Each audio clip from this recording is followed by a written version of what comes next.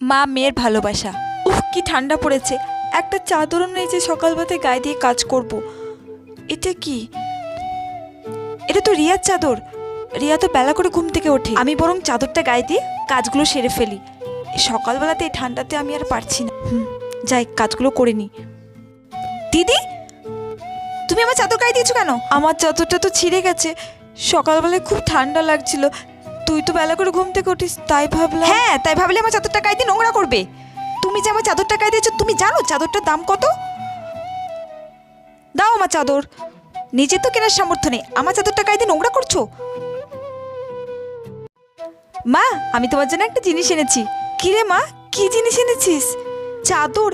এ তো অনেক দাম, তুই এত টাকা কোথায় পেলি? তুমি আমাকে টিফিনের জন্য যে টাকাটা দাও না, ওইটা জমিয়ে আমি এটা এনেছি।